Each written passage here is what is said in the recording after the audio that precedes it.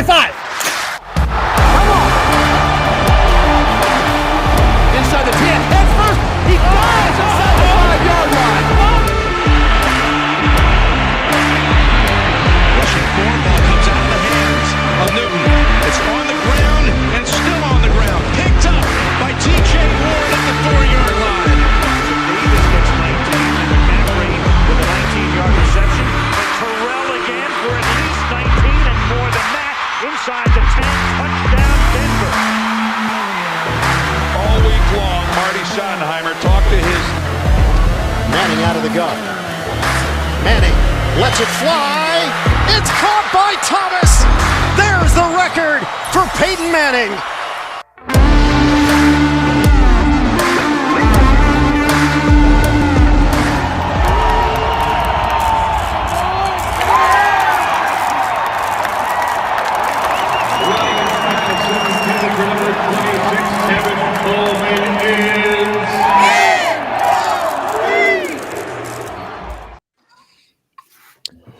What's up, Broncos country, MHRT fam? How's everybody doing today? And welcome to the Neigh-borhood.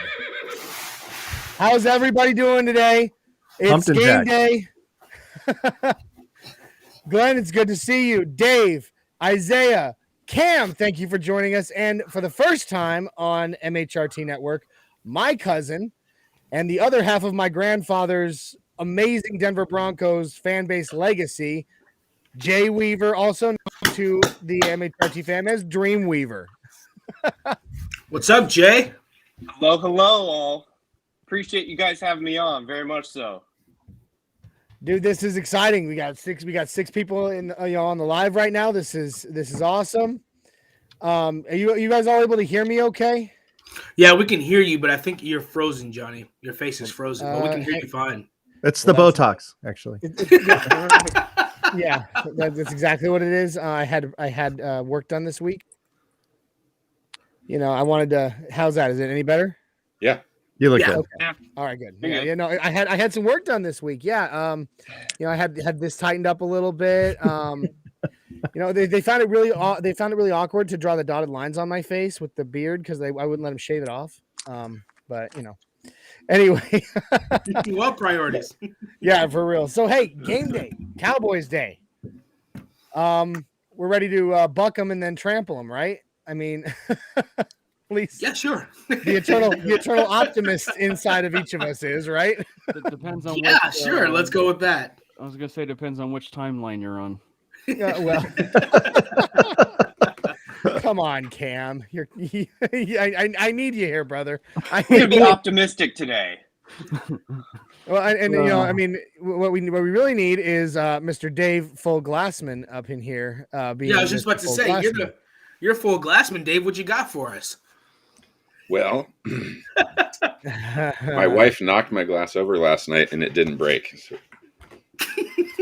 That's a good sign. That is a great sign.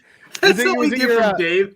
Was it your everything rhymes with orange glass too? Yes. Oh, well, it was. there you go. That's all we needed right there. It bounced and didn't break. It fell 4 or 5 feet and bounced and didn't break. I couldn't believe it. Wow. That's an omen. That's got to be a good omen, right? So we're taking it as a win today, Dave? Well, we're going to cover. Whatever that means. Best case scenario. Oh, man, this is wild. It's wild. All right. Cover in the under. So, I'm sorry. I accidentally clicked the wrong thing there. So far, we only have one person in the comments, and that's Mr. Ronald Samples. And he says, "What's up, Broncos country? What's up, game Ron? day." He says, "It's game day, Broncos country. Go Broncos."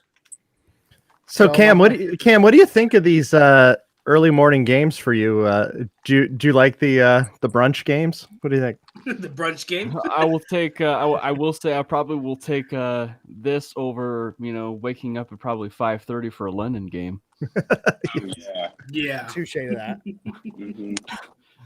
Absolutely. So it's like I said, it's really good to see everybody. So let's talk some Broncos. We're going up against the Cowboys today. Yay. And yeah. So much enthusiasm. I love it. Come on now. I cannot be the only enthusiastic one in the show right now. I cannot. All right, be. Johnny. All right, Johnny. I'm gonna come to your rescue because You gotta Right. get on my level. All right. You're drowning out there. So let me go ahead and throw you. Somebody get on my level here. Let me throw you a life raft. Yes, game day. Johnny's hanging onto the door, and the Titanic's sinking behind him. There was way more than enough room for both of them to fit on that stupid door. Johnny, I will take your enthusiasm and I will raise you. We don't know what could happen today. So this could be the upset game of the season so far for the Broncos. I mean, we've had plenty of games where we should go out there and win and we lose. So this is a game where we're definitely predicted to lose. Most of Broncos country is predicting we lose, but this is the game where we come out and we upset. And we do more than cover, we win. And I think that's any given Sunday is a possibility. So that's I was going to say, this is one of those games where you pick the Dallas Cowboys in the survivor pool, and if they win, you are more than happy knowing that the Denver Broncos came out in a victory. It's probably the best way to explain it. It's been you guys tell me what you think. It's been a weird season. Mm-hmm. Like there have been a lot of random upsets all over the NFL, So look last week, the Bengals losing to the Jets. I mean, Isaiah, oh my gosh, that's the point. Any given Sunday, we have players coming back this week. Albert O is actually starting, so we get a chance to see what it's like with him as the tight end. Judy has a game under his belt. I mean, there are a lot of things positives that are happening here. The linebacker situation is shoring up a little bit more than it had a couple weeks ago. Kenny Young, I am so excited. Kenny Young. Oh gosh, everybody in Broncos country loves Kenny Young. Glenn is absolutely right. Glenn, you're absolutely right. Jerry Judy's coming back. Teddy Bridgewater hopefully can have a bounce back, superb game. Our linebacker situation is covering up. Patrick Surtain is playing excellent. Draymond Jones is playing excellent. Shelby Harris has had a great last couple games. Stephen Weatherly stepped up and had a sack. So, I mean, there's a lot of things, a lot of pieces to put together that we have some optimism for. So, Glenn, you're absolutely right on that. I agree with you. Well, and even to the linebacking core, I think that we talked about on the Mainly Broncos podcast, I think this is a little bit of an audition for Kenny Young. But not only that, if there's a possibility that we get a semblance of a really good linebacker duo between Kenny Young and Baron Browning, why not have that be your linebacking core, your starting linebacking core next year? Baron Browning played probably as good as any linebacker last week than we've seen, at any point this season. The guy is freakishly athletic. I mean, he made some plays that I had not seen a linebacker make for quite some time. Frankly, maybe since another 56 wore that jersey. But I mean, he was really, really good with his read and react skills, which is something that he's been knocked for.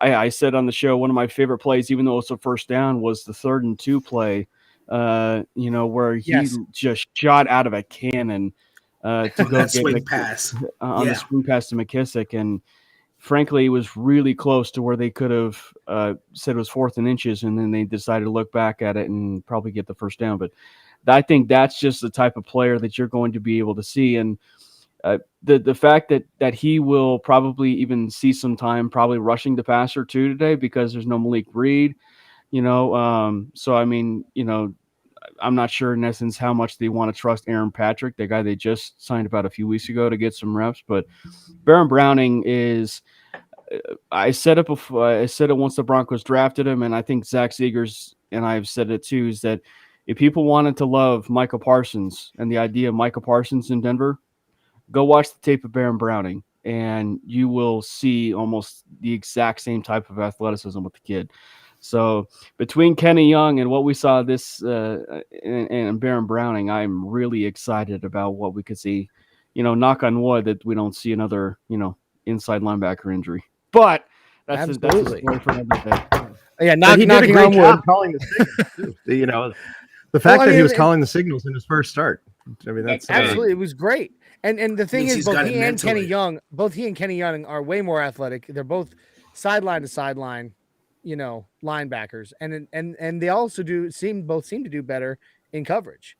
from what I saw. Like when they dropped back in coverage, you saw it looked better than what we'd seen with Jewel and AJ.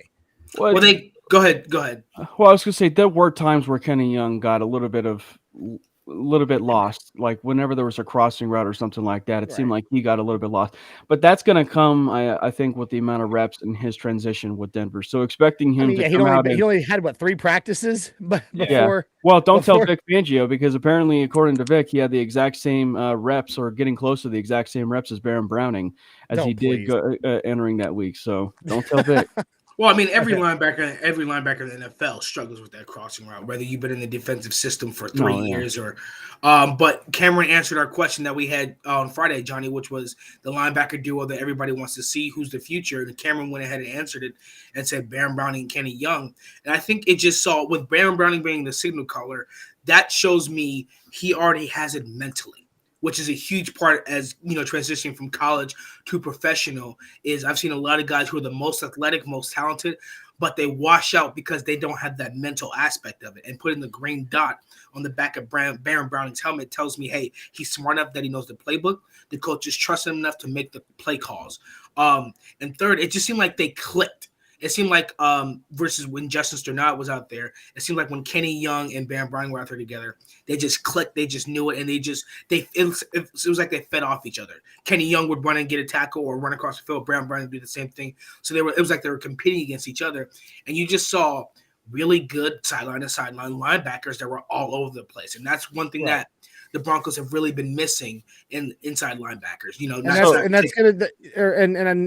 That's gonna have a lot to help. That's going to help us out a lot against the run game, which of course, we're going up against, Zeke Elliott this week. So, these guys being able to shoot that A and B gap and stuff that run, that's going to be really important to shutting down Zeke Elliott. Not the Cream Jackson game. Yeah. And I was going to say not to good point, Jay. I was going to say not to throw water on the take, but I mean, at the same time, it very well might be just for the simple fact that the Broncos had no inside linebacker depth. Why they decided to put the risk of handing Baron Browning the risk of calling plays, and due to the hand that they were dealt, I mean, Baron Browning was really the only one of the linebacking core that really had spent X's amount of time in this type of defense to call plays. But the fact that he responded the way that he did gives us all the glimmer of hope that we need. And so I think that with Browning, I tweeted, I think, during the week or something, but I due to the unfortunate circumstances, unfortunately, with the linebacking core, the one thing I like is the fact that we are going to see a lot of Baron Browning this year, So, I mean, unfortunate due to the circumstances, but we get a chance to see more Baron Browning this year, which will only help his ability to get better in the end of this season and then into next. You mentioned Aaron Patrick earlier, Cam, and it was interesting if you saw George Payton talking. He brought up Patrick completely out of the blue and called him a freak. Like he said, he was raving about him. And the fact that the general manager points you out, pulls you out of the darkness and into the light like that.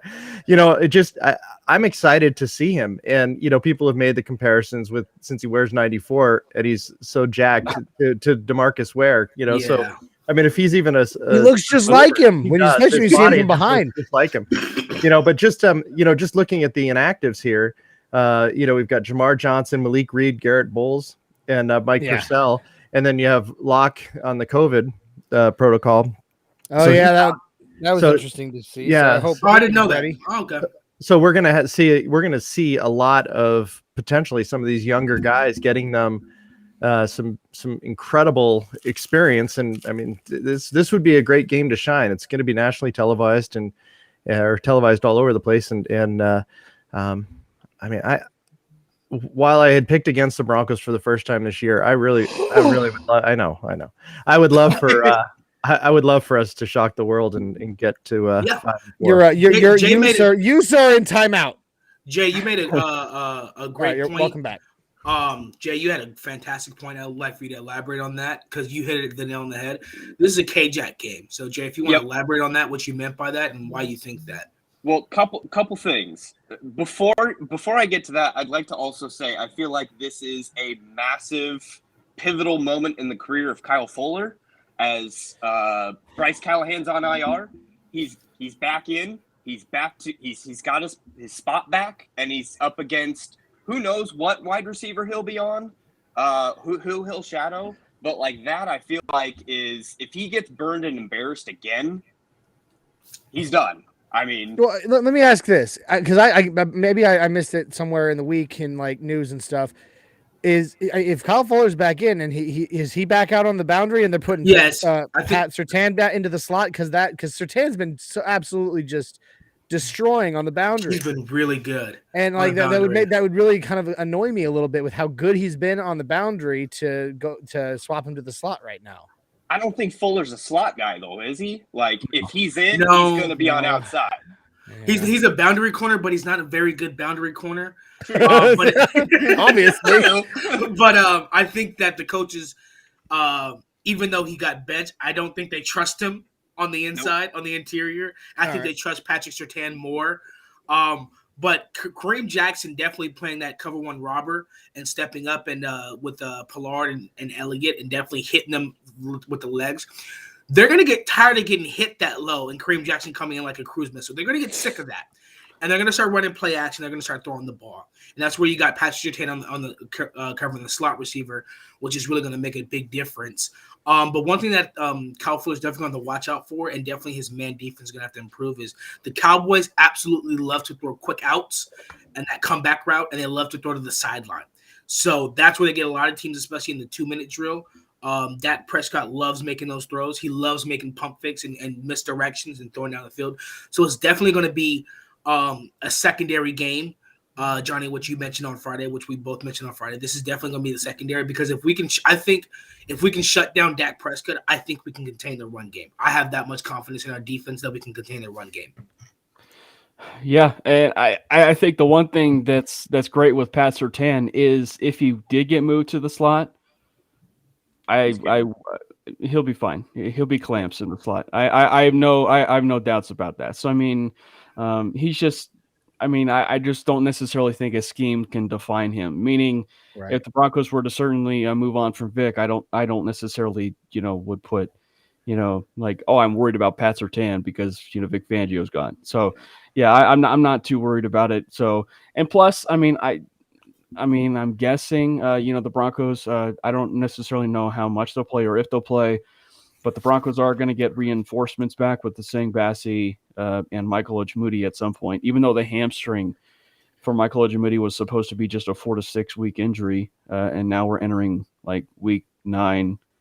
But, I just think that we'll be getting some reinforcements. And, yeah, I think it is going to be a huge Kyle Fuller game. Now, granted, they probably could easily get rid of him. On the trade deadline, but he's also on an expiring contract, and so who knows in essence what the Broncos are going to feel about that. Here in the next coming weeks, maybe they decide to move on from him. Maybe they decide to move on from Deontay Spencer at some particular point. Yeah, so so I mean, there's just, but emotionally, I have probably. I'm gonna jump into the comments real quick because we've let them slide for a few minutes.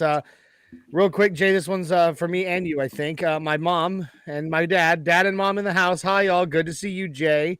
Staying positive. Go Broncos. So Jay comes in and mom's no longer talking. Sorry. You're right. Wow. You're very right. Wow. You're very right. You guys saw how that happened immediately, right? So our friendship is fake. Totally.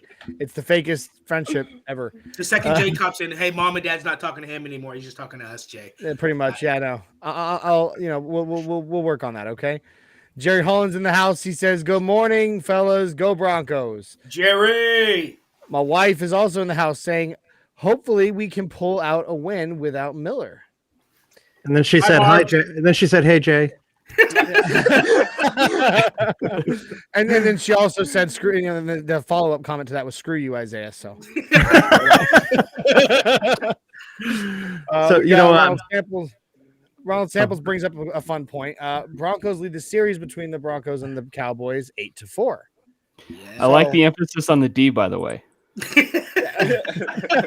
I didn't even notice that really, but now I've got it. Let me see. So here's another thing that Jerry Holland brings up. It's going to be if we win, it'll be a monumental upset, but it's not happening without the defense being the number one defense of the week. I agree. We are going up against the number one offense in the NFL today. And yes, if he's right, if we want to win, this is straight fly to the ball like maniacs, madmen, all over the place, diving, sacrificing your body, not to the point where you hurt yourself, but giving it everything you've got. Defense. Yeah. I agree 100%. This has got to be a slight semblance to that 2015 defense. I was about to say it's going to have to be. It's going to have to be, no fly zone 2.0. Yes, it's going to have to be. It's Shadow Jacker in the house. What up, Shadow? Let's go. Woohoo! All right, I like it. Avatar. I was wondering if you were going to pop in today. What's up, Broncos country? Do we see more Stearns today? Especially, he follows that up with especially considering we are 9.5 point underdogs. Glenn, you mentioned this in Friday's podcast. You said he was a safety, and I commented on it. I said I thought we'd seen Caden Stearns play a little bit of nickel and dime before and step up in the slot position. I thought that would be more likely than putting Kyle Fuller back on the boundary. That was just my opinion.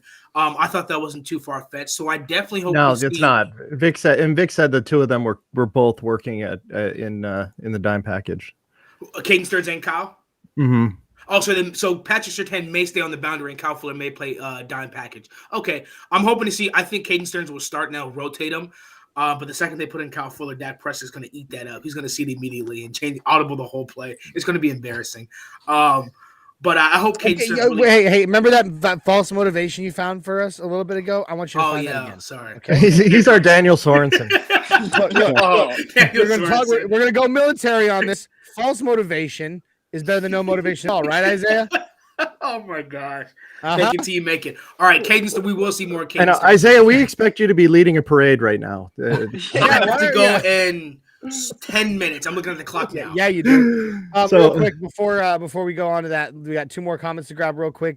Shadow Jacker asks, "Who on the D line will step up and apply pressure on Dak?" Cam, I want you to answer this first. Oh man. It's funny because I actually wanted to touch on this guy because he's another Ohio State Buckeye. But if we talk about the loss of Von Miller, well, the minute Von Miller went down to injury, we got quite the performance from Jonathan Cooper without a sack. Oh, he's so good. And so I think that if we can be able to see that type of performance, from Jonathan Cooper, I understand the heart condition and stuff like that as far as why he's a 7th round pick, but it's just you see him play, you see the way that he's able to be on the football field and play on a football field and speak to the media. How was this guy a 7th round draft pick? Right. I know, right? Like morally and ethically, the way that he speaks, the way that he talks, the way that he is as a person and a player, he almost like oozes a potential franchise cornerstone young player like out of this team. And so if the Broncos can certainly get that out of him consistently, I think when looking at, granted, me, I'm very pessimistic with Pro Football, focus and stuff, but in that game against the Browns, he had the best defensive pass rush grade I think of anybody. I think he had like an elite pass rush grade. I think he had like 90 or something. Out of that game, which is fantastic. And so, if the Broncos can create that pressure from the inside with Draymond Jones, with no Mike Purcell, as well. I mean, that's going to be huge. And so, if the Broncos can be able to do that, and Jonathan Cooper can create that relentless pressure, that would be huge, because I think the one thing for the Broncos on the defensive line, and at least for Cooper's sake, this is a huge game for Cooper, in the point that it could be a coming out party. Like if he shows out and obliterates a really good Dallas Cowboys offensive line, then that's more than evidence that he belongs in the NFL. obviously we know what happened with the Browns and the offensive line that they had, which was rotating and stuff like that. But this is the Cowboys offensive line, which prides themselves, off of that offensive line. So if he comes in and has a tremendous day, man, he will be so fun to watch. When we had Romy Bean on a few weeks ago on the Thursday show, she actually referenced that Cooper is one of her favorite players to speak to the media, that she gets excited. And this was weeks ago before he had any prominent status on the field. So, I mean, I think he's a must watch when he's behind the podium, and I'm excited that he's a must watch on the field. I mean, a few minutes ago, Albright tweeted that Cooper and Weatherly are going to be the starting outside linebackers today. And if a week ago you went to Vegas and put money on Cooper and Weatherly being our starting linebacker tandem, you get a lot of money. You'd be a millionaire. Exactly. You just made a lot of money. Dave, Jay, what do you think? Oh, okay, yeah, go. Sorry, Dave, you've been real quiet. I'm worried. You take Miller out of the picture, you take Chubb out of the picture, you take Malik Reed out of the picture.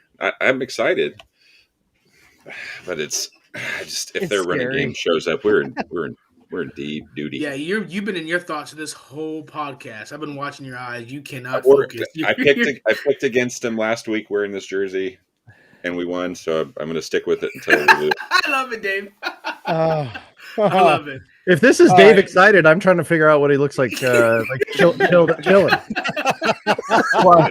But you can see he's trying to be optimistic about something. But yeah, Dave, your sentiment is you're not alone. I share the same with you. I'm trying to just smile and trying to think of all the positives. But you're absolutely right. It's definitely worrisome. Fortunately, George Payton, and for some reason he loves Ohio State guys. Draymond Jones from Ohio State, isn't he? Yep. Baron Browning and Jonathan Cooper. So 3 Ohio State guys starting on defense. So he didn't Ohio love State... Justin Fields though. Yeah. Look, specifically Jay, we're going into week 9 right now. We don't need to think. We can just stop talking about that.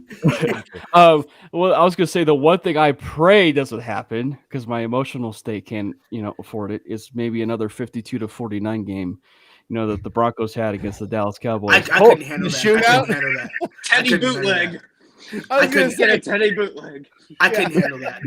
Cam, I think we're safe on the offense scoring 49, so we're good. There's no way. There's no way. I couldn't handle it. Maybe in three games. I was like, I couldn't even put up more than 17 against the football team. Okay, And then we're not gonna put up scoring 52 49 in against this game. Dallas. Yeah, that's not happening. Okay. Just the social media firestorm. Just even if we lose and we put up 49. So Biggie comes in saying the football gods have granted us Jonathan Cooper for all the bad luck we've had in past drafts under Elway. Man. Yeah, George Payton Payton is really well. And I think somebody said in the group message today, Von Miller may not be playing this Sunday, and he may not be playing next week. So somebody said it just shows how good of we got 2 draft picks from him, and he may not be playing for 2 weeks for the Rams. So it just shows how well George Payton really, really looks at. He scouts and he sees what he likes and he goes for it and he gets it. With Javonte Williams, which is still a dominant. I think Javonte Williams, I hope so. We say this every week. I want Javonte Williams to be the better back out of Melvin Gordon, Ezekiel Elliott, he's still and Pollard. He's still raw. He's got a lot of learning to do. I mean, here's the thing. Javonte Williams, and then Jay, I want you to finish because we never actually finished on your Kareem Jackson take. But as far as Javonte Williams goes, love the guy. He has explosive potential. We've seen it. But as far as being stuffed in all other runs that are not big explosive runs, he's one of the bottom running backs in the NFL as far as being stuffed for short gains. Is that his fault? Not necessarily, but the point is, you still see Melvin Gordon getting a higher yards per carry average than you do Javonte Williams. Ultimately, except for those huge explosive ones where he's just taken off downfield and drug people with him like they're freaking backpacks, except for those moments, Melvin Gordon is still the better all around back right now. And agreed. Javonte Williams is still raw. Do I think that he's going to stay that way? Absolutely not. I think he'll come into his own, and I think he's going to run all over this league. But we still got a year left on the lease of Melvin Gordon. We might as well put all the miles on him. Absolutely. in a lost season, who cares? I mean, yeah. All right. So, hey, Jay, can you please, before we go into putting up the Cowboys Hot 5 takes, I would like to get from you to finish up the point you made on Kareem Jackson. No, I just think it's going to be a big KJ game because, I mean, we're going to have to. I feel like they're going to kind of slow play things. They're going to start running the ball, I think, early. I don't think they're going to just start throwing it all over the field in the beginning of the game. So if we can get a tempo and we can get some of those momentum shifting hits that KJ can bring to the table, I just, I feel like that's the only way we're going to get a chance on defense is if we start the game out with momentum on that side of the ball. And we have those impact plays because he's certainly not going to have an impact in coverage today. Well, I agree with that statement, Jay. I mean, it's a great point. It's a great point. And, I mean, a big thing that we're going to have to make sure happen in order to have any chance of winning this game. Right now, Dak Prescott, he's coming back from injury, and we're going to have to put a lot of pressure on him. Like and then we have to turn that pressure into turnovers. It's going to be key to the game. Now, Justin Simmons had 2 interceptions last week. It was very impressive. It was awesome. We need to get at least that many. In this game. Yes. Yes. For sure. Justin needs to have about like 10 interceptions in this game. And, take them all to the house. We'll score 10 pick sixes one game. Yeah. I call that a hot take. Like it's about as hot of a take as it gets. That's wicked there, Dave. That sounded literally just like the soundboard. Well done, sir. All right, so Isaiah, it looks like your time is just about up with us today. Yep, I am looking at the GPS, and I will get there 15 minutes early. So I got about. Well, that's Army on time right there. Yeah. So I'm getting ready to head out. Finally, guess if you have some of those apps. Unfortunately, every Sunday, the Broncos and Titans play this at the same time. So on those apps, they always show the Titans games, but the Titans are playing this evening. So when I'm in the parade, guess what I'm going to be doing while I'm waving at people? Watching the game. All right, because we don't miss an opportunity. So it's going to be a fun day. All right. So I definitely appreciate it. Jay, it was nice meeting you. It's about time. It was long overdue, like the jersey. Glenn, Dave, Johnny, you suck. And Cameron, hands down, I'm going to say this probably, you still have the funniest tweet I've ever seen on Broncos Twitter in my entire life. Oh, that actually means a lot. It was the Steelers game when Von Miller covered Chase Claypool. And you said, Vic Fangio, the defensive mastermind, turned Von Miller into a slot cornerback. I died. But I just wanted to let you know that. I'm getting ready to head out, guys. Let's hopefully go out there and get this W today. Dave, get that optimism back because we need it from you. And you guys have a ball. So I'll talk to you guys later. Peace. We'll catch you later, Isaiah. All right. So we spent a lot of time talking about the defense, but really nothing on the offense. And we have Calvin Anderson playing left tackle. What do you guys think we should expect? Real quick, before we do that, why don't we pull up the video, Hot 5? Okay. Let's do the Hot 5 real quick, and then we'll get into that after. Here we go.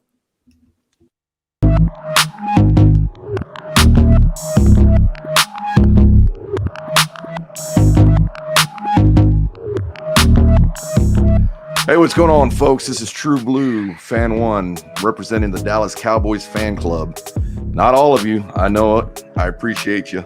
But here are my takes for this week's game coming in with the Denver Broncos at home, Sunday, 12 noon Central Time here in Texas.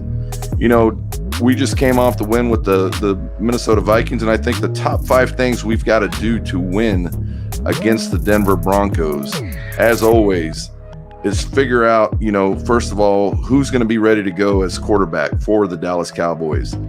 Are we going to go ahead and let Dak Prescott rest have another week off and let him recoup and help him have, the ability to rehab that calf injury that he has? Or we're going to put Cooper Rush in there as the Denver Broncos have been playing some good football. But lo and behold, we need to find out first who's going to be quarterback of the Dallas Cowboys this coming week against the Denver Broncos. Once we start going into that, it's going to be very important, to follow up with next running the ball. We really didn't run the ball that much this last game against Minnesota. We got probably 76 to 80 yards running. Zeke was still doing his thing. He got some more reception yards. So running the ball is going to be a must against the Denver Broncos. The Denver Broncos have been playing some good football, as I said. We can't let this be a trap game. That's the third. We do not want to let this be a trap game. If we let this be a trap game, it'll be over before we know it, because we're coming off that exciting win on Sunday Night Football, and that's not what we want to do. We don't want this to be a trap game. So that's number 3. 4 is our interior line of the defense. We have to make sure we seal up that middle of the defense. The Denver Broncos have been running the ball very well. We have to seal that up. Cook was able to run. He did not get but 80 yards rushing. Either way, he had some explosive plays. We need to seal up that interior defensive line. Lastly, the biggest concern that I have is Trayvon Diggs on our secondary. He got injured as well. We're going to have to make sure that he has healed, first of all, but we're going to have to do some help to, so he's not so much overloaded with the work on the secondary, because again, the Denver Broncos, we don't want this to be a trap game where the ball's being thrown around because Diggs isn't in there. So that's going to be a big must, that the Cowboys secondary step up this game and ensure that they're not always just depending on Diggs to help them out. And those are my 5 takes.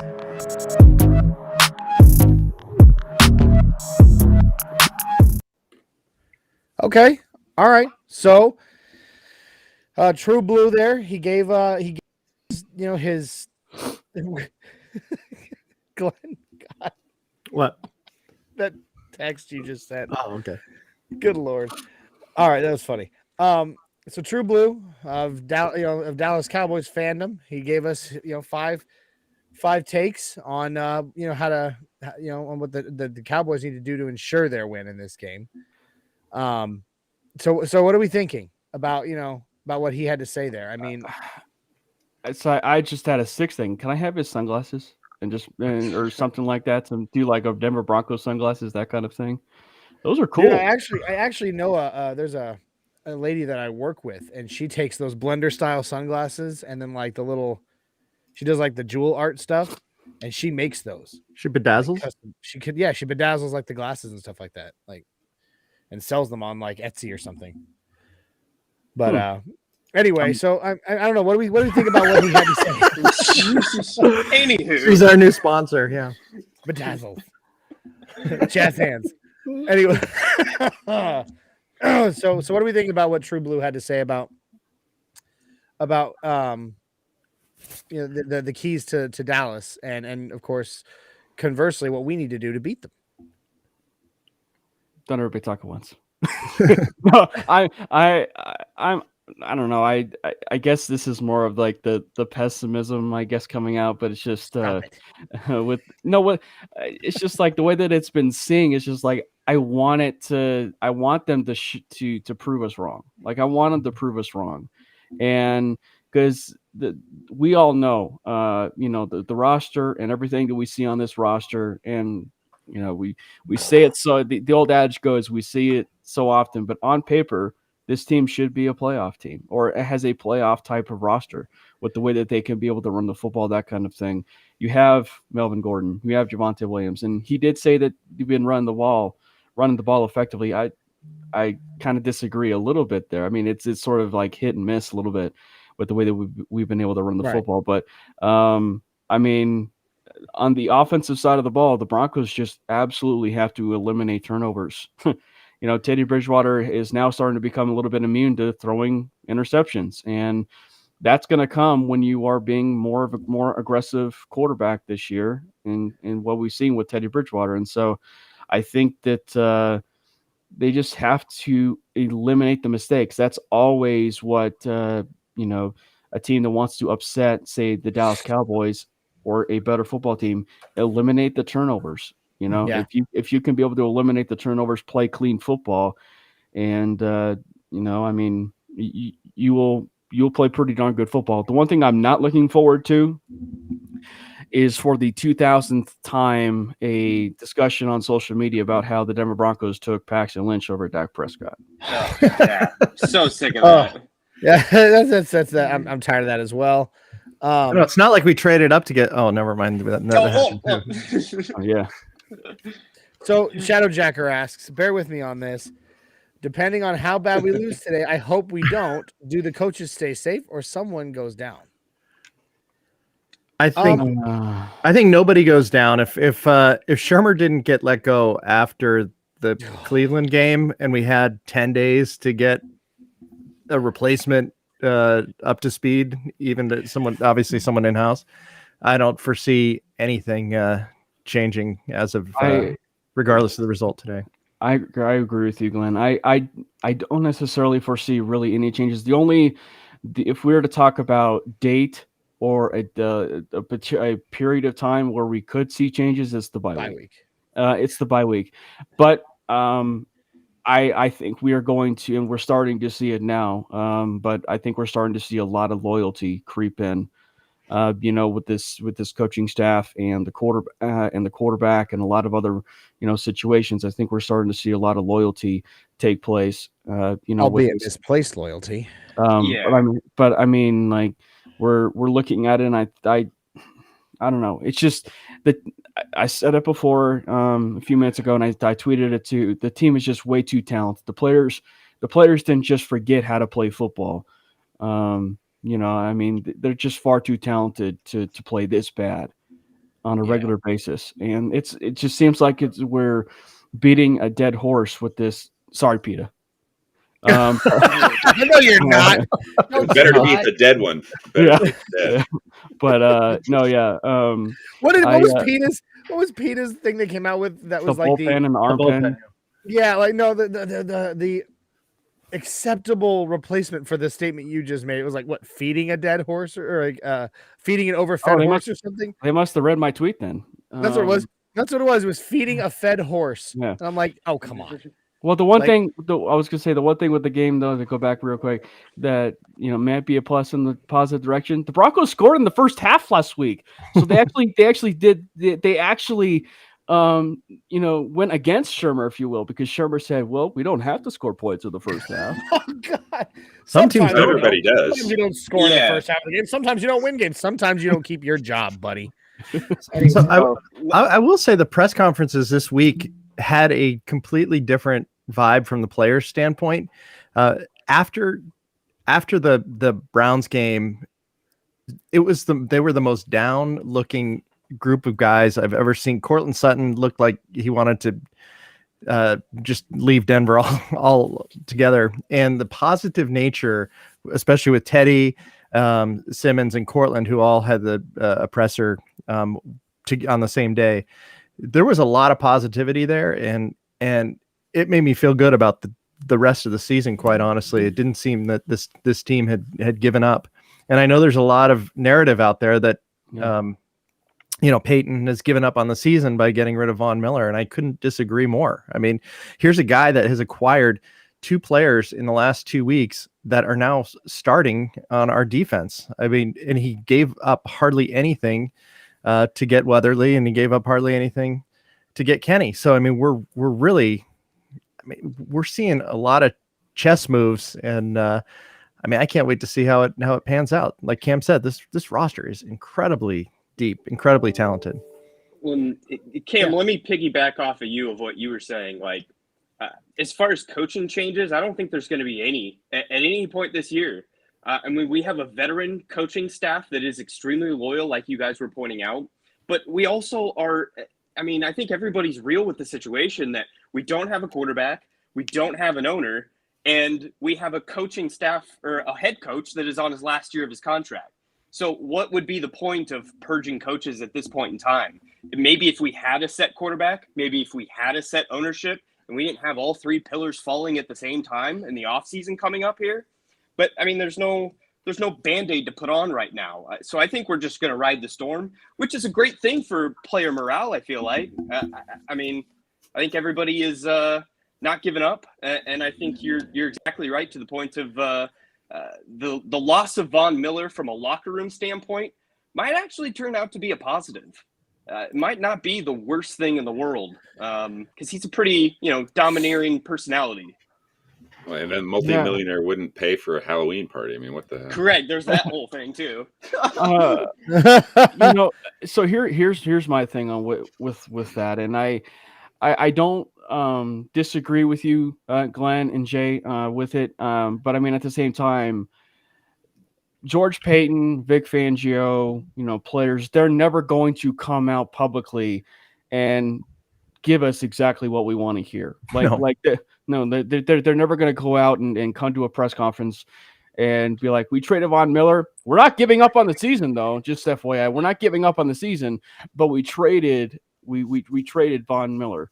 So I think that just the trade of Von Miller itself, like as a whole, probably triggered that they're giving up on the season in essence, even though they were 4-4. But I think that, no, I mean, like emotionally, you're still in week 9 and you're still playing way through the point in the season. So as a player and as your job, it's not right to certainly be quitting, on a season right now as far as a football player, because you're playing for your next job in essence. For some players, like you're playing for your next job, and so, I mean, on the surface, I do think it seems like it's very much like you're tilting that hand of like potentially giving up on the season because I mean you did trade your franchise player, like you did trade Vaughn. So I think that ultimately though, clearly this is the type of move for Payton that will bend or not break him, if you will, as a GM for the Denver Broncos. Like, this is the move that, fans will be looking at and being like, oh, if Vaughn has 4 or 5 really good years left, I think that it'll be one of those things that's just like, oh man, why did we trade him if he still plays for a really good 4 or 5 years? So, but nonetheless, though, you do have to start to create this thing for Peyton's sake. Like, if you're putting yourself in Peyton's shoes, you have to be able to create this as your team. Mm-hmm. He's on a 6-year deal, so this particular move triggers that this is literally his team, even though there may not be an owner, and the owner and the future owner won't inherit Peyton. He's making it known that this is his team, and with the amount of money that they have coming this offseason, we can start speculating what other move positionally it could potentially speculate for us. And we all love Vaughn, but conversely, say Peyton had not made a move, Vaughn leaves after this season. In 2023, we get a compensatory draft pick at the end of the 5th round or the 6th round or whatever it worked out to be. It's at best end of 5th round. The very people who were complaining that we traded him would be also complaining that we didn't and only ended up with a 5th for our face of the franchise. I mean, look, we would have got a 3rd round is good. A 2nd round is good. We got a 2nd and a 3rd round for him. It's incredible. That's an insane value for a 32-year-old skill position player. And he went to a team that is likely to be in the Super Bowl. Yeah. So everybody should be happy, on both sides. Everybody in Broncos country felt profound sadness. But plain and simple. You've been waiting for a moment. I have been waiting for that one. And you could have played that if Dave's glass had broken, Yeah, I know. The glass broke. Profound sadness. But no, it sucks watching him go as a fan of the team, because every one of us hoped he would be here forever, but realistically, I mean, he'd be coming up. What were we on the hook this season? 17 million, 17, 18? 7, yeah, something like that. We still are. Yeah, well, I mean, we're still on the hook for the 9 that we owe him, but the point is, this season was 17.75 million, I believe. Now, yeah.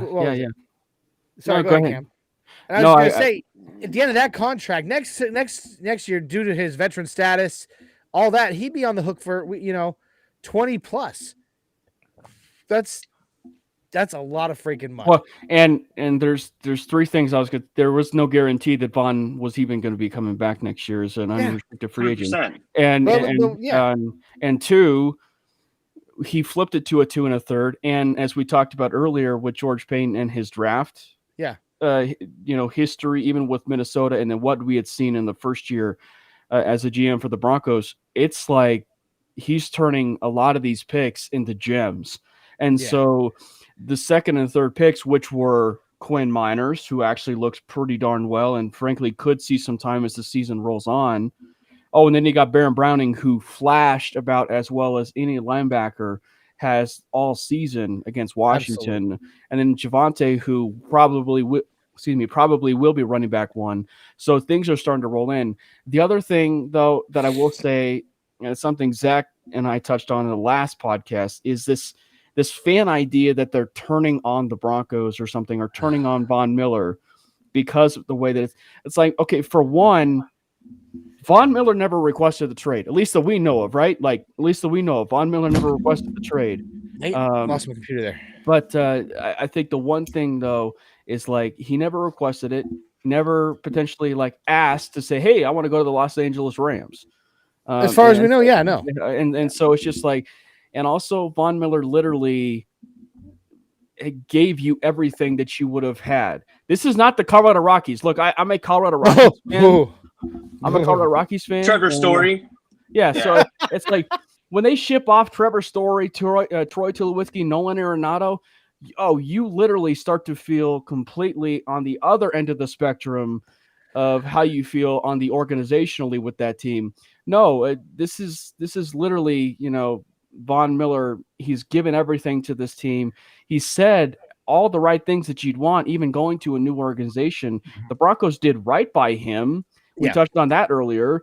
So it's just like, what else do you guys want as a fan? Like, let's root for the Broncos. Let's root for the Denver Broncos. Let's root for some wins. Let's root for some victories. And let's also root for Von Miller to go chase another ring. Like, because he is the guy. He has been our guy. It's literally not hard. So that's my Von Miller, And by the way, as far as Nolan Arenado goes, I'm sorry, buddy. Go Cardinals. Anyway. Boo this man. It's not like we sent Vaughn and $50 million to. Correct. Right.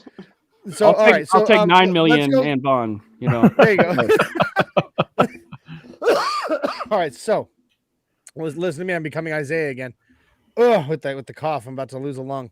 Wait, you're becoming Isaiah? That means your parents aren't going to talk to you anymore. My parents already don't talk to me. They call me to talk to my kids. Let's so let's hit the chat real quick. Go through the injury report, and then we're going to give our predictions and hot takes for the game, and then we'll get out of here. So, Biggie Bronco in the comment asks, the staff is gone at the end of this year. Who would you all like to see be the next coach in Denver? For me, it's Baltimore offensive coordinator Roman. Roman's good. I think for me, I would go Brian. I think I've heard, I've seen a lot on Twitter and stuff about Dan Quinn. And I know that there's, possibly some other reasons for that, but if I was to go for someone, I would want to go offensive, and I would think I would go Brian Daboll from the Bills. I like Brian Daboll a lot. What about you guys? Who would you guys pick up? Well, if you get the hashtag Get Roman going, you're probably going to find something. Something else is going to pop up, so to speak. But I like the Quinn just because. And here comes the retread comments, but I like the Quinn just the by Canadian virtue is here. The Canadian is here. He's on Canadian time.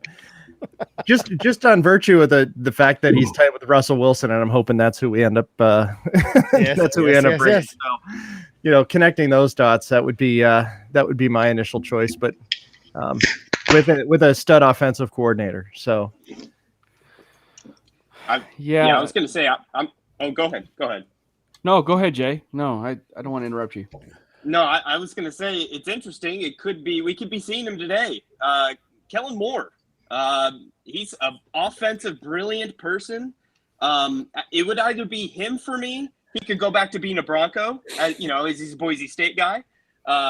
So if you either have that guy or Byron Leftwich, Tampa Bay Buccaneers. I think he's a very up-and-coming name as well. I think he's going to be a head coach, and I totally think he should be given a chance too. I'm conflicted because on one hand, I want my head coach to be exactly as what he should be. I want him to be at the top of the command and then have the other people, control their own positions, and then also being being the one that they can bounce ideas off of and come back to him. And, it's that train of command, if you will. So I want my head coach to be like that. So in essence, I think that for that, I think Todd Bowles is one that, even though he's a defensive mind, I think that Todd Bowles is one that, I would really like a lot. Doug Peterson maybe is potentially an offensive mind again. Sure. But I as far as like a Reese's peanut butter cup favorite, if you will, for me, I really, really like the idea of getting your young offensive minded coach. You could say it's like a Josh McDaniels effect again for some reason, but it's just a young offensive mind that pairs it with the quarterback that you want for 10 to 15 years. That's what I want. I mean, if the goal in essence is for us to, challenge Patrick Mahomes and challenge Justin Herbert and all of this in our division, I think the goal is, we should be able to have that and be able to go to that. So I would love Kellen Moore. I would love Byron Leftwich. I would even love Joe Brady. I would even love, Brian Dable. My only hesitation on Joe Brady is just, we never really have seen him as a head coach before. So it's just like, it's one of those things that just, you have no idea what you're going to get. And that's the surprise box that you're going to get. Like even on the college landscape, I would not be surprised to see, Matt Campbell, maybe even Pat Fitzgerald, even though Northwestern's not done well this year. Pat Fitzgerald was supposed to get some NFL head coaching gigs.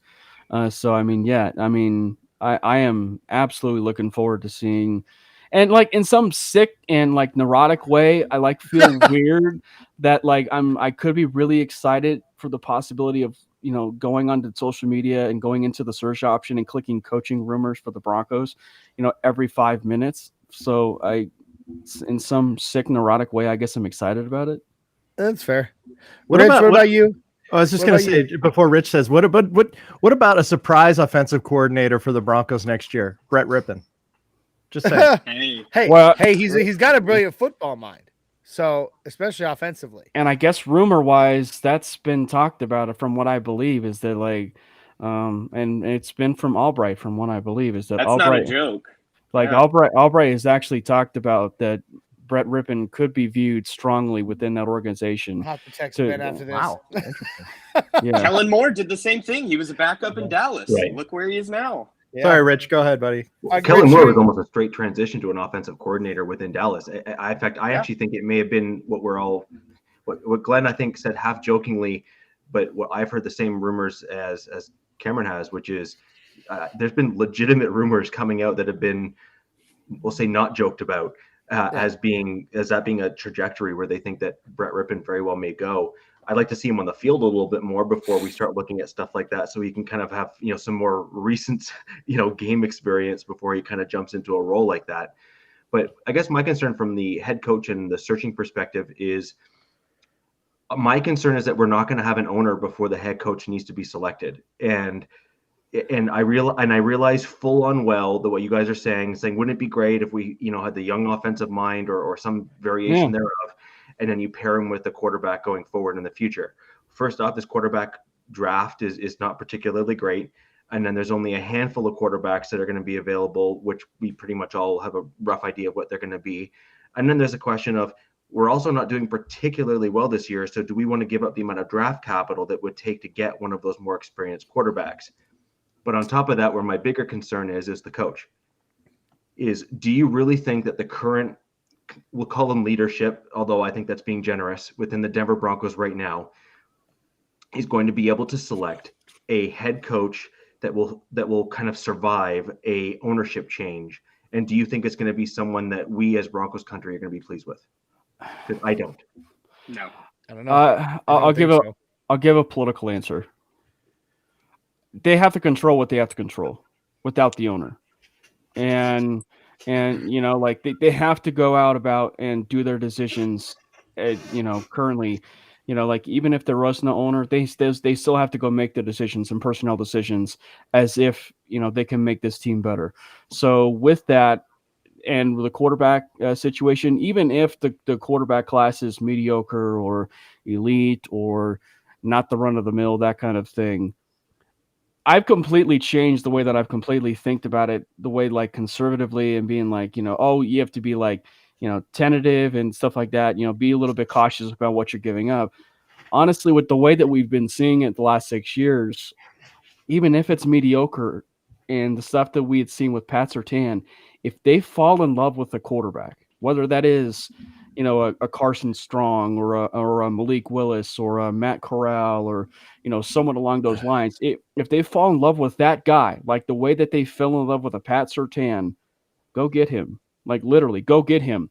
And only one tenure that we've seen as a Denver Broncos fan or the Denver Broncos in general, there's only one quarterback that we were aggressive enough to pursue in the first round, and that was Paxton Lynch, and he pooped the bed. I mean, really. I was going to say, I hope you're not using that as a positive, something to prop up. No. All right, hey, so we're quickly running out of time. Game time is rapidly approaching. So, injury. Let's go through the injury report real quick. On the Broncos, we have Garrett Bowles out. Caden Stearns is listed as questionable, but everything I'd heard is that he's going to play, or that he's going to be on the he's going to dress out. Albert O also is listed as questionable, but again, everything I've heard, he'll be on the field. Mike Purcell is also listed as questionable, but as far as everything I've known, he's out still. He's out. Am I wrong or he's out? Inactive. Okay. Yeah. Graham Glasgow is listed as questionable. He'll be in. And Malik Reed is also listed as questionable. I've heard mixed reports that he's out. Okay, so he is inactive now? Okay. Yeah. On the Dallas Cowboys, Amari Cooper is listed as questionable. I know he's nursing like 4 different injuries, like a rib, hip, knee, calf. Like dude's kind of, he's like a walking bruise right now. CD Lamb, he suffered, I believe, a sprained ankle in practice this week? Yeah. So he'll be questionable as well. And Tyron Smith is out. Their tackle. So yeah. I mean that does, not that, I like it when anybody's hurt, but their tackle being out, I mean that could assist a little bit, especially on that side with Jonathan Cooper. Yeah. Making it home. And as was said just a few seconds ago, Locke and Fant are out. Yeah, Locke and Fant as well. So hey, I mean, again, not that I like it when anybody's hurt, but we, there are some very key injuries there for Dallas. There's some, unfortunately, key injuries for Denver a bit too. But it's again, we've said it's any given Sunday. So now it's time to give one hot take. I want everybody to give one hot take and one key to the game and the final score. So, Jay, being as this is your first time on MHRT with us, would you please be so kind as to give us one hot take from you, one key to the game, and what your final score prediction and for who and who wins? That'd be great. My hot take of the game is that Jerry Jeudy is back. He needed one game to get right, and he's going to be right, and he's going to get a lot of attention, a lot of targets. So give us like yardage, give us predicted yards and predicted receptions. So I'm going to go 10 catches and $130 with 1 touchdown. I think he's going to be utilized underneath a lot. And I think we're going to be doing a lot of running the ball and tempo offense. Fingers crossed Shermer can just not go to the 3 wide all the time. Even if we're down, stick to our game plan. So a lot of play action underneath for Jeudy. And then the key of the game? Key of the game.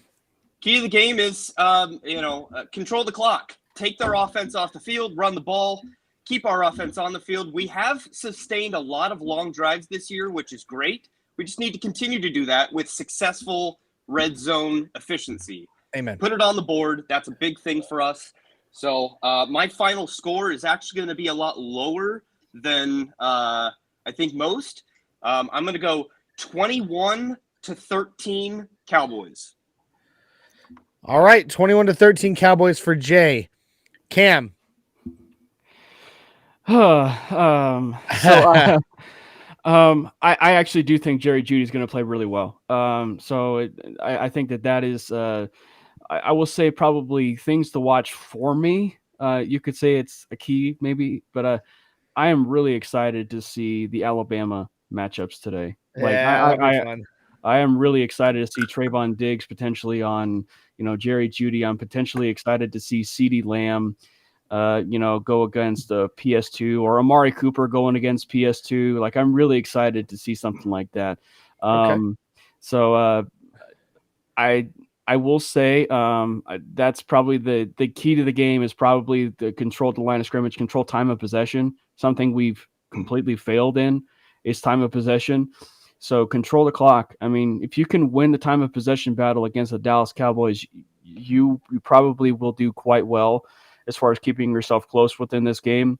So if you can be able to do that, then you should be okay. Second key, as a bonus, is create that pressure. We talked about it earlier. Create the pressure on Dak. If you can create the pressure on Dak and force some potential turnovers, sure, it was the Jets. Sure, it was the Jaguars. Sure, it was the Giants. But you created turnovers, and you were able to win in those games, and you were 3-0 in those games. So create turnovers, and and then my potential hot take is I will go along the lines of Jerry, maybe not Jerry Jeudy, but I will say Courtland Sutton. This was on something I talked about on the show, but Courtland Sutton, I say, has a huge day to show out to the Dallas Cowboys.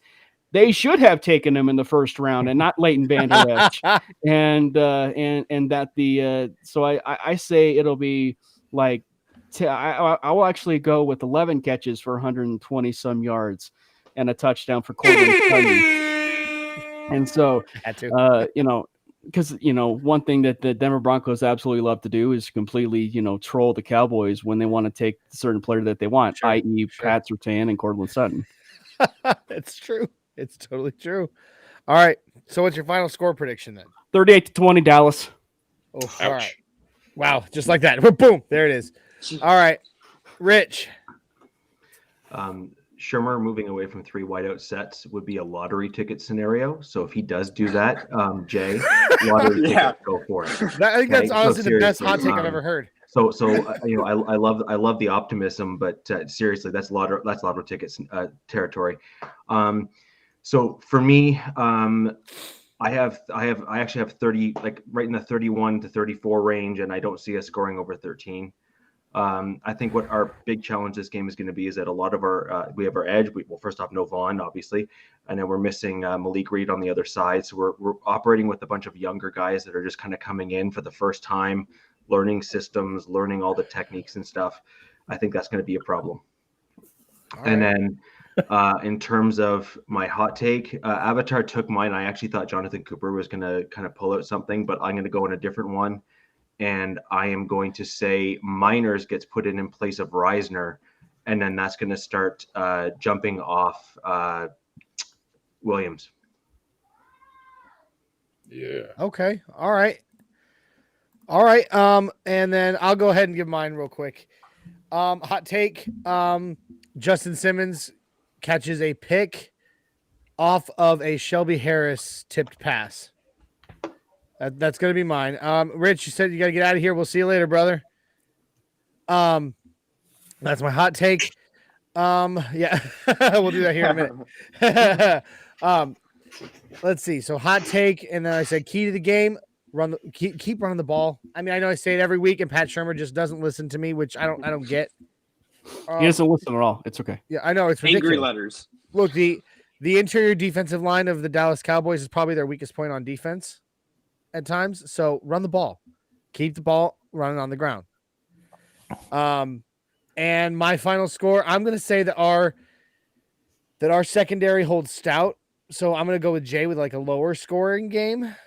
I'm going to say, I'm going to say 21-17 Dallas.